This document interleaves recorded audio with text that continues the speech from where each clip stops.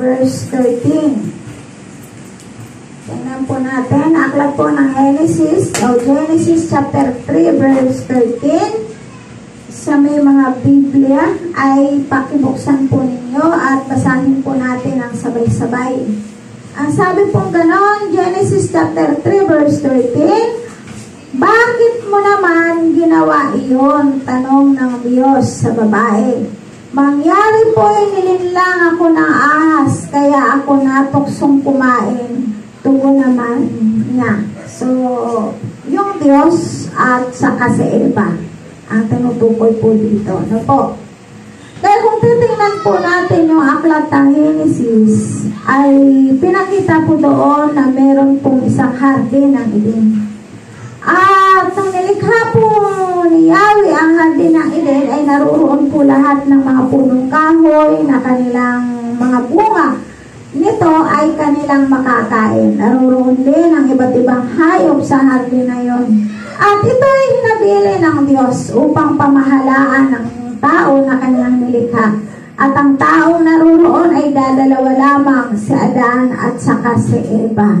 So, dumating po yung time na hinabilin po ng Diyos ni Yahweh sa kanila kay Adan. At ang kausap po at the time ni Yahweh ay si Adan. Ang sabi niya, maaari ninyong kanin ang lahat ng bungang kahoy na naririyan sa halamanan, maliban lamang ang isang puno na yan. Ang bunga ay huwag ninyong kakainin sapagkat ito ay malalaman ninyo ang mabuti at ang masama. Ang pagkakakilanlan ng mabuti at ang masama. So ito ay pinagbawal po ng Diyos na huwag kakainin. Subalit kung mababasa mo ang chapter 3, from verse 1 hanggang 3, ang nakikipag-usap po dito ay ang ahas at ang babae. So nag-usap po silang dalawa. Ang sabi po nitong ahas, totoo ba na sinasabi ni Yahweh sa inyo na bawal ninyong kainin ang lahat ng prutas dito sa halamanan? Lahat ng bungang kahoy dito sa halamanan. So, sumagot na yun. In-entertain niya yung pakikipag-usap na ahas sa kanya. Ang sabi ni Eva, hindi naman. Ang sabi naman ni Yahweh ay maaari namang kainin. Maaari namin kainin ang lahat ng bungang kahoy dito sa halamanan, maliban lamang sa nasa gitna. Isang punong kahoy ay hindi namin maaaring hipuin, kainin, hipuin man. So, nagkaroon ng dagdag yung salita ni Eva. Since na wala namang sinasabi si Yahweh na bawal hipuin. Ang sinasabi lang ni Yahweh, instruction lang ni Yahweh kay Adan, ay bawal kainin. So, ano pong nangyari? Nagkaroon po ng pag-uusap. At gumawa po ng paraan. Gumawa po ng dahilan ang ahas upang si Eva ay matukso. Kaya nung matukso po si Eva, ano pong nangyari? Nalinlang po siya ng ahas. Pagdating sa verse 4 to verse 5, makikita po natin doon na dahil sa pinakinggan ni Eva, yung sinasabi ng ahas, kaya ano po ang nangyari? Natukso po siya. So nung siya po ay matukso na, pumasok na siya sa tinatawag na pagkakasala. Ano ang dahilan? Bakit si Eva ay natukso? Una po, nagkaroon siya ng tinatawag ng lust of the eyes. Kasi nung makita ni Eva yung bunga ng punong kahoy na ipinagbabawal na kainin, ang umiral po kay Eva ay yung tinatawag na lust of the eyes. Bakit? Nakita niya, sabi ng Biblia, nakita niya na napakaganda at kaaya-aya sa kanyang paningin. Kaya iniisip niya na ito ay masarap. Kaya pumasok doon yung kanyang pagnanasa ng kanyang laman. Pangalawang pagkakasala po yun. At nung pumasok na yung kanyang pagnanasa ng kanyang laman, ano po ang nangyari? Kasi ang sabi ng ahas, maaaring kayo ay maging Diyos. So, nagkaroon na po siya ng pride of life o pagmamalaki, pagmamayabang, pagmamataas. Na gusto rin nga kung paano yung Diyos na nagbibigay ng instruction sa kanya, sa kanila kung papaano yung Diyos na lumikha sa lahat ng bagay sa sanlibutan, kung papaano yung Diyos na nakita niya, kung papaano inilagay sila sa halamanan, kumpleto po yung nilikha ng Diyos. So nagkaroon siya ngayon ng pagyayabang, pagmamalaki. Maaari, sabi gano'n, inisip niya na maaaring masarap, maaaring maging mabuti ang marunong.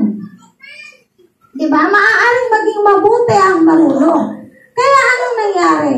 Yung last of the eyes, pumasok ang last of the flesh, at ang pumasok po dito yung pride of life. Kaya ho, ang nangyari ay binaliwala. Nabulag na po siya nung kanyang nararamdaman. Nabulag siya ng kanyang nakita, nabulag siya ng kanyang nararamdaman, at nagkaroon po siya ng pagnanasa na maging katulad siya ng Diyos. Kaya anong nangyari? Pumasok po ang tinatawag na pagkakasala. Kaya ang ginawa niya ni Eva, pumitas. At nung siya ay pumitas, kinain po niya yung prutas. At nung kinain po niya yung prutas, hindi pa siya nakontento. Nalasahan niya, nasarapan siya, kaya ang ginawa niya, pumitas pa po ng isa at ibinigay sa kanyang asawa na si Adan. Kaya ang sabi sa 6 and 7, verse 6 and 7, tuluyan ang nahulog sa kasalanan ng tao. Kaya yung sinasabi nila na katulad sa mga relihiyoso, sinasabi na wala silang kasalanan, hindi sila nagkakasala dahil hindi naman sila nagnanakaw, hindi naman sila pumapatay, hindi naman sila nanluloko ng tao. Hindi ho nila inisip na doon pa lang kay Adan at kay Eva ay nasa ilalim na po sila ng sumpa ng Diyos, sapagkat doon pa lang ay mayroon ng nananalaytay na kasalanan. Mayroon ng nananalaytay na pagkakasala. Kaya anong nangyari? Sa verse 8 and 11 ay naruroon na po, dumarating na po itong Diyos. At habang dumarating, habang naglalakad sa hardin ng Eden, ay narinig po ni Adan ang yabag ng paa, sabing ganon ni Yahweh. Kaya anong ginawa ni Adan? Ang sabi ng Biblia, siya po ay nagtago sa likuran ng mga punong kahoy. At tumatawag si Yahweh habang naglalakad. Pero kung tutusin ay hindi naman niya talaga kailangan tawagin, sapagkat alam naman po niya talaga kung nasaan si Adan at si Eva. So, anong tanong? Nasaan ka? Ang sabi ni Yahweh. Ang sabi po ni Adan ay naririto po ako. Nagtatago sapagkat. Bakit ka nagtatago? Ako po'y hubad. Sino ang nagsabi sa iyo na ikaw ay hubad? Ang sabi po, ang tanong po ni Yahweh. Meron pong palitan. Kaya nga noong mga panahon pa lamang ni Adan at ni Eva, ang unang naging investigador at lupon ay ang Diyos na si Yahweh. Yung pagtatanong niya doon kay Adan, isa na ho yun sa kanyang pag-iimbestiga. At bandang huli, nakita po ni Yahweh sa mga susunod na verse, ay hinatulan po niya.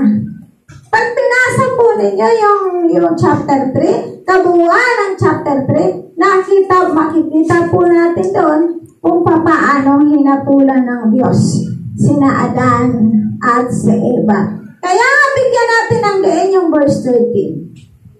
Tingnan po natin mabuti.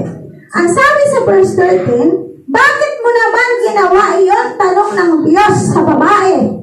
Nangyari po, nilinlang ako ng ahas, kaya ako natuksong kumain, tubo naman yan. So, ang tanong ng Diyos, bakit mo naman ginawa iyon? Sapagkat, ang sabi ng Biblia, ang sabi ni Yahweh kay Adan, bakit ka nagtatago?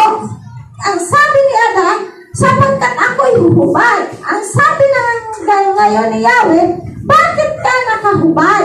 Ikaw ba ay kumain sa bungang kahoy na aking ipinagbabawal sa iyo?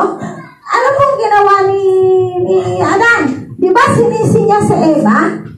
Ang sabi niya, sapagkat ang babaeng ibinigay ninyo sa akin, ang siyang nagbigay sa akin, kaya ako kumain ng bunga. O di ba? Kaya ang tanong ng Diyos, sa verse 13, bakit bakit mo naman ginawa iyon? Nagsisisihan. Sinisi ni Adan sa Eva sa kanyang pagkakasala. Sinisi ni Eva yung ahas. Nakukuha niyo? Since na nangyayari sa atin ngayon, nakukuha po natin. Yung Biblia, yung kwento ng Biblia ay nangyayari sa buhay ng bawat isa sa atin ngayon. Dahil sa'yo, kaya ako nagkaganito. Kung hindi mo ako ginanyan, hindi ako magkakaganito. O diba, ang dami nating sinisisi. Simula pa lang yun kay Adan at kay Eva. Si Adan, sinisi ang kanyang asawa. Si Eva, sinisi yung ahas. Pati ahas. Ultimo hayop ay sinisisi. O diba? Bakit anong dahilan? Kung tutusin kasalanan mo rin. Diba? Desisyon mo yun Kasi may habili na ang Diyos. Kaya lang, yung sinasabi ng Diyos, hindi mo kasi binibigyan ng pagkakataon na mapakinggan at maisapabuhay. Dahil nagkakaroon ka ng sarili mong adhikain, sarili mong pananaw, sarili mong isipan. Meron kang sariling plano na taliwas sa kalooban ng Diyos. Kaya tayo bumabagsak sa pagkakasala. Nauunawaan po natin. So, nilin lang ako ng ahas. Tanong ng, ang sabi ngayon ni Eva. So, kapag ka ang isang tao, hindi lamang babae ang sisimula Kaya bakit may mga pamilyang wasak? Minsan, ang babae ang nagsisimula. May asawa na, kasal na sila, pumapatol pa sa iba, nakikipag-relasyon pa sa iba. Since nakasal siya, nagsasama sila, may asawa sila. So, anong nangyari? Pag nasira na ang pamilya nila, anong gagawin? Yung lalaki naman. Lalaki naman ang gagawa. Dahil ang kanakatwira niya, siya naman ang nauna So, gusto ko lang ipakita sa inyo yung senaryo. So, ngayon, anong nangyari? Minsan naman, ang lalaki ang nagsimula, gaganti naman ngayon ito si babae.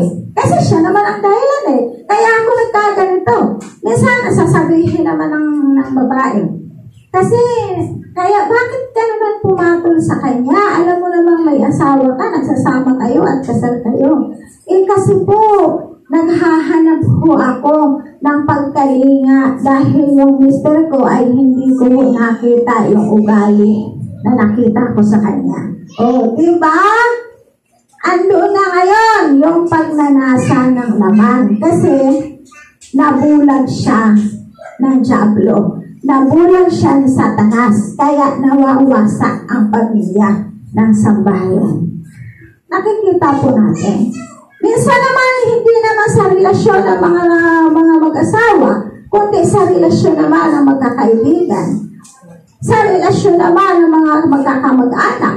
Diba, andyan yung silusan, andyan yung inggitan, kaya nagkakasira-sira ang kanilang mga pagsasama. So, ang una, ang sabi gano'n, binulag ni Satanas ang isipan ng tao upang hindi maunawaan ang Ebanghelyo. So, binulag ni Satanas. Sino po ba ang ahas? Ang ahas po ay nagre-represent po yun kay Satanas. At ano po ang ahas? Sabi nila ang ahas daw ay trahidor. Yes naman, totoo naman po talaga. Trahidor po talaga ang ahas. Subalit, tingnan natin kung ano po ang magiging bunga ng ginagawa ng dyablo sa pagkabulag ng isipan ng tao. Ang sabi sa 2 Corinthians chapter 4 verse 4, hindi sila sumasampalataya sapagkat ang kanilang isip ay binulag ng Diyos ng daigdig na ito. Sila ay binulag nito upang hindi nila makita ang liwanag, ang mabuting balita tungkol sa kanilingan ni Kristo na siyang larawan ng Diyos. So kaya ginawa ng dyablo yun, ang pagkabulag sa isipan ng isang tao ay upang hindi niya makita ang kabutihan at ang pagmamahal ng Diyos. Kasi sarili na lamang niya ang nakikita niya. Yung sarili niyang nararamdaman na lamang ang kanyang pinakikiramdaman. Kaya anong sabi? tandaan natin na kapag ang salita ng Diyos ay hindi natin binibigyan ng panahon sa ating buhay, sa ating puso, ito po ay kagagawa ng dyablo sa ating buhay upang mailayo po tayo sa panuntunan ng Diyos. Pangalawa, sa pamamagitan ng panlilinlang ni Satanas ay naniniwala ang ilan sa mga miyembro ng iglesia na sila ay magmamana sa kaharian ng Diyos sa kabila ng kanilang likong pamumuhay. Bakit po iniisip nila na sa gitna ng kanilang pagkakasala, sa gitna ng kanilang pagkakamali ay sinasabi nilang sila ay ligtas pa rin? Yung tinatawag na once saved, always saved. Meron pong ganon. Na kapag tinanggap mo na si Kristo sa puso mo bilang Panginoon at sariling tagapagligtas ng iyong buhay, sa katwiran po ng iba, halong iba pong nangangaral, kahit magkasala ka na kasi ikaw ay tumanggap na kay Jesus, okay na, maliligtas ka na. Since nabaluktot po ito at hindi po ito tama base sa sinasabi ng Biblia, sapagkat ang sabi ng Biblia, ako ay banal, dapat din kayo ay magpakabanal. Sa Jesus ay namatay sa krus upang patawarin tayo sa lahat ng ating mga makasalanan, sa ating mga kasalanan. Tingnan po natin si Maria Magdalena. Nais ko pong bigyan ng halimbawa po sa inyo. Si Maria Magdalena ay actual po na nahuli ng mga Parisiyo, ng mga Sadusiyo, na siya ay actual na nangangalunya. So, nung time na siya ay nangangalunya, hinatak po nila si Maria Magdalena at ibinigay po sa harapan ng Panginoong Jesus. At ang sabi po nitong mga taong ito, ayan, ang babaeng yan ay nahuli sa aktong pangangalunya. Nakasaan sa Biblia sa kautusan ni Moses na kapag ikaw ay nahuli sa ganitong gawain, ay kinakailangan na ikaw ay dalhin sa plaza. At pagdating sa plaza, ikaw ay babatuhin hanggang sa siya ay mamatay. So, ando na kaagad yung umatik na paghatol po sa kanya. Subalit hindi nagsalita sa Jesus sapagkat alam ni Jesus na itong mga taong ito ay sinusubukan lamang ang kanyang kapangyarihan at ang kanyang taglay na kahunungan at kaalaman. Ang ginawa ni Jesus ay yumuko lamang sa lupa. Ginamit ang kanyang daliri at sumulat sa lupa at ang pagkakasabi sa kanyang sulat, ang sino mang walang kasalanan ang siyang bumato sa babaeng ito. So, simple lang. Hindi siya nakipag-argumento. Hindi siya nakipagtalo. Wala siyang tinanong sa babae. Wala siyang tinanong doon sa kanila. Di ba? Kundi yumuko at sumulat. Ang sino mang walang kasalanan ang siyang unang bumato sa babaeng ito.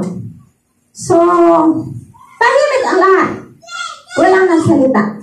Pero kung titingnan natin, ay meron na po silang mga hawak ng bato. Sapagkat pag sinabi ni Jesus na batuhin siya, babatuhin sila at ang kamatayan ni Maria Magdalena ay isisisi nila kay Jesus upang magkaroon sila ng dahilan na maikulong ng mabilisan sa Jesus. Subalit nakikita ng Diyos ang kanilang kaisipan at ang kanilang mga motibo, ang kanilang mga personal na motibo. So kaya ito ang ginawa, isang karunungang hindi kayang pantayan ng sanlibutan ang makita natin ng mga panahon na yon sa ating Panginoong Jesus. Kaya maya't maya, ang mga tao na yon ay nagsipag-alisan hanggang sa wala nang natira, kundi si Maria Magdalena lamang at ang Panginoong Jesucristo. Saka tinanong na Jesus si Maria Magdalena.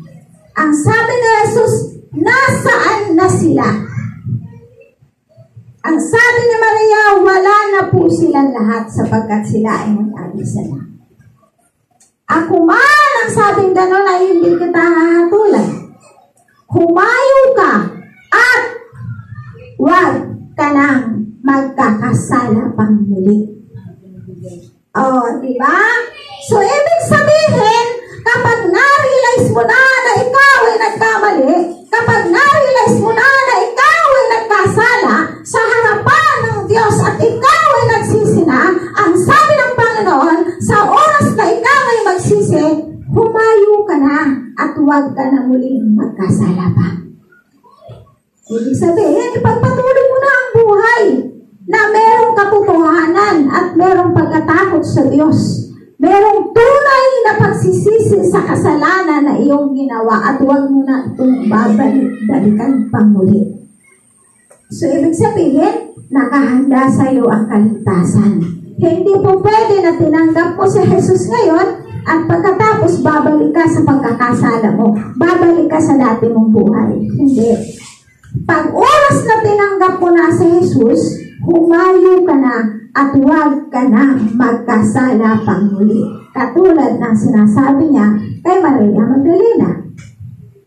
Kaya ang sabi sa 1 Corinthians chapter 6 verse 9. Hindi ba ninyo alam na ang mga makasalanan ay walang bahagi sa kaharian ng Diyos? Huwag ninyong dayain ang inyong sarili. Ang mga nakikiapid, sumasamba sa Diyos-Diyosan, nangangalunya, nakikiapid sa kapwa lalaki at kapwa babae. Maliwanag, hindi mo ako ang may sabi. Nakikiapid sa kapwa lalaki at kapwa babae. Nakikiapid.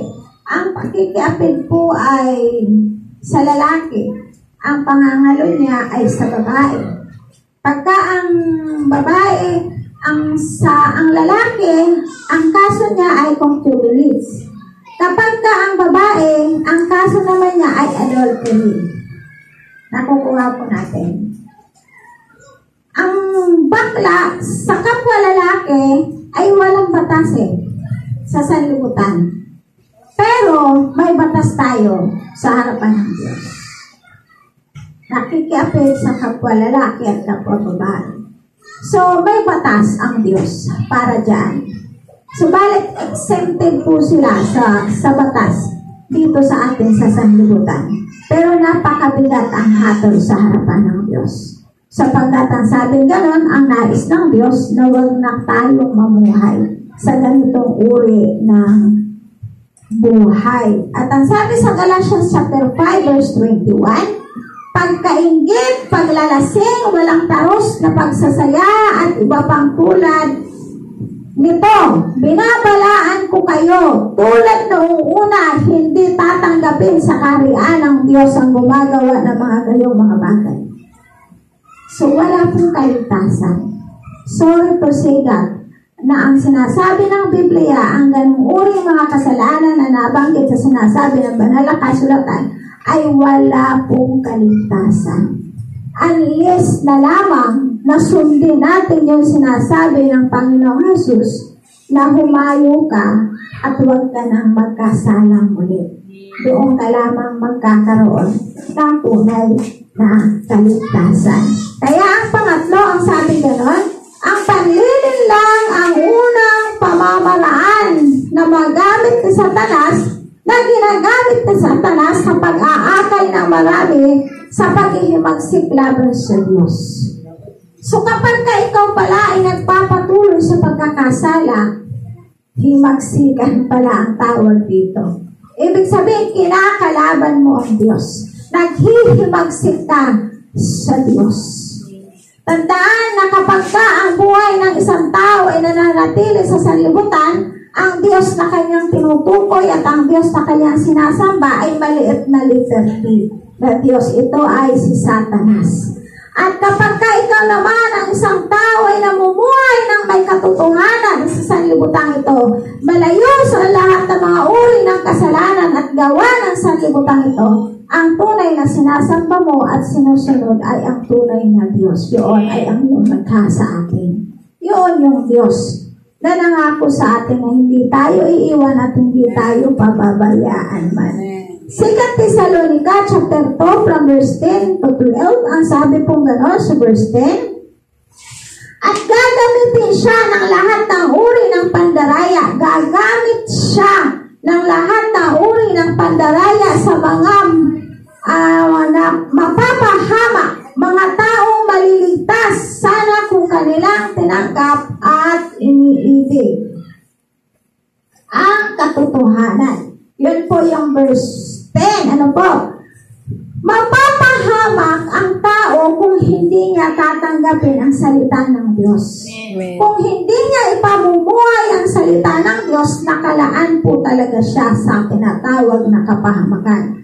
At verse 11, sapagkat hindi nila tinanggap ang katotohanang ipinaubaya ng Diyos, na sila'y malinlang ng espiritu ng kamalian at papaniwalain sa kasinungalingan.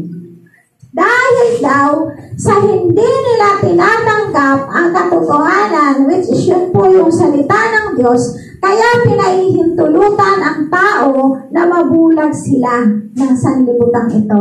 Manatili silang maniwala sa mga kasinungalingan ng dyablo sa kanilang buhay. Bakit? Tingnan mo si Satanas. Anong sabi ng ahas kay Eva? Hindi totoo yan. Sapagkat kung kayo ay kakain ng bungang ito, ay kayo'y magiging parang Diyos. O, diba? So, anong nangyari? Di ba nalinlang si Eva? Naniwala siya. Kaya siya kumain nung ipinagbabawal ng Diyos. Hindi niya kasi pinaniwalaan. Hindi niya kasi pinakinggan yung sinasabi ni Yahweh sa kanila. Ang pinakinggan niya at ang mas pinaniwalaan niya ay ang panlilin lang ng ahas sa kanya. So, ganun din tayo, mga mananampalataya. Mas pinakikinggan natin yung sulsul ng mga tao sa labas kaysa sa sinasabi at tumutuka sa mga salita ng Diyos. May mag-asawa nagkagulo. Sasabihin ng babae, ikukwento sa kanya kaibigan. Sasabihin, oh, nasaan ka ngayon? Wala kasi ganito eh. Ay naku, wag mo nang balikan yung asawa mo. Talagang yung asawa mo, ganyan talaga yan. O diba, sulsul ng dyablo yan. Ano ba ang nais ng Diyos? Ang matinong pamilya. Ang buo ang pamilya. Hayaan mo lang na ang Diyos ang humusga sa kanila. Ang gagawin mo lamang ay ipanalangin sila, alalayan sa sinasabi ng banal na kasulatan upang muling mabuo ang kanilang sambahayan at ang kanilang pamilya. Hindi ikaw ang susulsul sa kanila. Katulad ng ahas. Kaya nga diba anong ginagawa ng ahas? Walang isinulsul ng tama ang ahas. Walang isinulsul na matuwid ang ahas, kundi ito ay para sa pagwasak sa buhay at kinabukasan ng pamilya. Ang sabi sa verse 12, upang maparusahan ang lahat ng pumili sa kasamaan sa halip na tumanggap sa katotohanan. May kaparusahan. Totoo po yun. Kapag ikaw ay nagpalinlang sa dyablo, na natili ka at patuloy na sumunod ka sa udyok ng sanlibutan ito, mayroon ka talagang kaparusahan na tatanggapin pagdating ng tamang panahon. Yung nung nakaraan, anong pinag-aralan po natin nung nakaraang linggo? Di ba ang trigo at ang damo ay magkakasabay na tutubo? At ang sabi ng mga tao sa Panginoon? Di ba mabuting binhi ang itinanim mo? Bakit ngayon ay mayroong kasamang damo na tumutubo? Nais ko po ba na alisin namin ang mga damo? Anong sabi ng Panginoon? Huwag ninyong aalisin ang mga damo sapagkat naaapektuhan ang mga trigo. So hayaan mo na tumubong sabay ang damo at ang trigo. At sa bandang huli, sa asanya na, uutosan ni Yahweh ang kanyang mga anghel upang anihin. Ano po ito? Yung trigo ay yung mga mananampalataya. At yung mga damo, yung mga sumusulsul para sa ikasasama ng kanyang kapwa. Lalo na sa mga mananampalataya. Itong damo na to, yung ginagamit na Satanas para subukin ka. Alisin yung temper mo, alisin yung pagtitiis mo, yung hindi ka makakitaan ng mabuti. At ang sabing gano'n ng Biblia, pag nag-ano na ito, sabay-sabay aanihin. At ang unang ibibigkis ay yung mga damo. At pag nabigkis na itong mga damo, ihahalis na siya sa apoy. O diba nakakalungkot? At yung mga trigo naman, kapag ito na ay nabigkis na mga trigo na to, ilalagay sa kamalig ng Diyos. Yun ay ang kaharian ng Diyos. At doon nararapat ang trigo. Mamili tayo. Saan mo gusto? Manatili ka sa damo o manatili ka sa trigo? Magtitrigo po ako. Di ba? Trigo po tayo. Kaya ang sabi, huwag mong hayaan na lasunin ka ng diablo. Lasunin ka, ang isip mo ay saraduhan ng espiritu ng ni Satanas, ng pagkakasala. Ano po? At pang-apat, panghuli na po ito, pang-apat. Dapat maging handa at nakatalaga ang mga Kristiyano sa patuloy na buhay at kamatayang pakikipaglaban sa pandaraya ni Satanas sa kanilang mga personal na pamumuhay. Yan, di ba? Dapat nakahanda ka. Nananatili ka. Italaga mo yung buhay mo. Italaga mo yung kinabukasan mo. Italaga mo sa Diyos. Ano man ang pagsubok na dumating sa'yo, ano man ang tukso na dumating sa'yo, huwag kang bibitaw, manampalataya ka sa Diyos. At tingnan natin ang ating mga sarili. Ang sabi sa Ephesians chapter 6 verse 10 to 11, sa wakas, magpakatibay kayo sa pamamagitan ng inyong pakikipag-isa sa Panginoon at sa tulong ng dakilang kapangyarihan niya. Isuot ninyo ang baluting kaloob ng Diyos upang mapaglabanan ninyo ang mga lalang ng diablo. Nakukuha po natin. Isuot po natin ang balutin ng Diyos. Yun ay ang kapangyarihan at ang kaluwalhatian ng Diyos. Upang mapaglabanan natin ang mga lalang ng diablo. Sa totoo lang, yung ating puso, yung ating isipan, ay ginagamit po ito ng diablo, yung pag-uugali natin. Hindi natin alam, akala natin tama pa yung ating mga ginagawa, pero sa harapan ng Diyos, hindi na pala. Minsan naman tayo naman na nakakakita at nakakaramdam, nagagalit at naiinis. Pero tandaan natin, nakatulad tayo ng mga damo. Ginagamit ang damo, katulad tayo ng trigo at damo. Ginagamit ang mga damo upang subukin ka ng Diyos, upang matuto kang magtiis, matuto kang magtiyaga, matuto kang magtinti sa lahat ng bagay.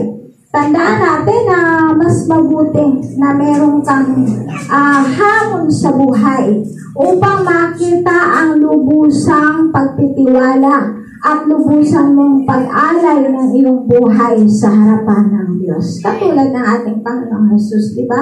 Tinokso din po siya ng ahas.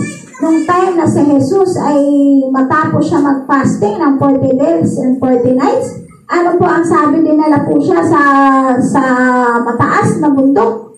At nung time na siya ay nag-fasting, katatapos niya lang mag-fasting ng 40 days and 40 nights, so gutom na gutom siya. Yung kanyang physical na katawan ay nanghihina. At ano po sabi, dumating po si Satanas. Ito ay nag-anyong ahas. Ahas po ito. At anong sabi nung Satanas, o sige nga, kung ikaw nga talaga ay anak ng Diyos, gawin mo nga tinapay ang mga batong ito. Diba? Tinutokso siya. Subalit anong sabi ni Jesus? Nasusulat, hindi lamang sa tinapay nabubuhay ang tao, kundi sa bawat salitang namumutawi sa bibig ng Diyos. So, anong tinutukoy ng Panginoon Jesus doon? Yung ating physical ay hindi lamang pagkain, kundi ang ating spiritual ay mas higit na kakailanganin natin po ang pagkain sapagkat mabubuhay ang ating spiritual na buhay sa pamamagitan ng salita ng Diyos na namumutawi mula sa kanyang labi. Ang tinutukoy niya ay ang banal na kasulatan na bagaman ang pisikal mo ay nanghihina, bagaman ang pisikal mo ay lumaranas ng kamatayan, subalit ang pinakamahalaga sa lahat ay ang spiritual mong buhay sa harapan ng Diyos na dapat mong bigyan ng pagkakataon at pahalagahan ito, yung ating espiritu. At ano pang ginawa ni Satanas para lamang matukso sa Jesus? Ginawa niya, sige nga, kung ikaw nga ay anak ng Diyos, dinala po siya sa tuktok ng templo. Kung ikaw nga ay anak ng Diyos, pagpatihulog ka nga dyan, sapagkat nasusulat na aalalayan ka ng kanyang mga anghel upang ikaw ay huwag masaktan. Ano po sabi ni Jesus? Sagot ni Jesus, nasusulat, huwag mong subukin ang iyong Diyos at ang Panginoon mo. So, hindi nagtagumpay. Ilang tukso na ang ginawa ng diablo ni Satanas kay Jesus. 2, pero hindi mo siya nagtagumpay. Ano pong ginawa niya? Dinala po siya sa pinakatuktok ng bundok. Natanaw po ang buong lungsod. At ang sabi ng Diablo, ni Satanas, sige nga, tingnan mo ang lahat ng ito. Sabi niya, lahat ng kayamanan ng sanlibutan ito, lahat ng kayamanan ng mundo ito ay ibibigay ko sa iyo kung ako ay iyong sasambahin at paglilingkuran. So anong ginawa po ni Jesus nung marinig ngayon? Pinalayas po niya si Satanas. Ginamit na Jesus ang kanyang kapangyarihan at pinalayas siya si Satanas. Pinalayas niya si Satanas. Anong sabi niya? Lumayas ka, Satanas, sapagkat nasusulat, tanging ang Diyos mo lamang ang iyong sasambahin at ang iyong paglilingkuran. So anong nangyari? Di ba lumayas ang ahas? Lumayas si Satanas. So tayo, ang tunay na Kristyano, ay mayroong kapangyarihan sapagkat tapos na yung mga tukso eh. Ang tukso ay napagtagumpayan na ni Jesus sa krus ng Kalbaryo. Kaya wala na kung tutusin. Ang espiritu ng panlilinlang na naririto sa atin sa sanlibutan ay wala nang kapangyarihan yan kung gugustuhin po natin. Bakit? Kaya nyo na po yun palayasin. Kaya mo nang gamitin ang kapangyarihan ng Diyos na ibinigay sa iyo simula nung ikaw ay tumanggap kay Jesus bilang Panginoon at sariling tagapagligtas ng iyong buhay. Kaya yung ugali ng Satanas ay dapat wala na sa ating mga puso yun. Dapat wala na yan sa ating mga buhay sapagkat ang puso natin ay nakalaan na kay Kristo. Nakalaan na po ito sa Diyos na ating manlilikha. Kaya lagi po natin tatandaan, ang bukso ay nasa tabi lamang po natin yan. Gumagawa po siya ng paraan upang tayo ay subukin at ilayo tayo sa ating pananampalataya sa Diyos. Huwag natin hayaan. Kasi sa totoo lang, iba't ibang uri ng tukso ang ginagawa ng Diablo. Andyan yung wala kang bigas, andyan yung wala kang isasaing, andyan yung wala kang pera, lalo pa sasanay sa pera. Tapos, yung approach mo sa kapwa mo, iba na yung dating mo. Bakit natatangay ka na nung pagsubok na dinaranas mo? Nauunawaan natin. So, tandaan natin na meron tayong kapangyarihan, tayong mananampalataya. Huwag natin hayaan na yung tukso ay kumilos sa buhay ng bawat isa sa atin.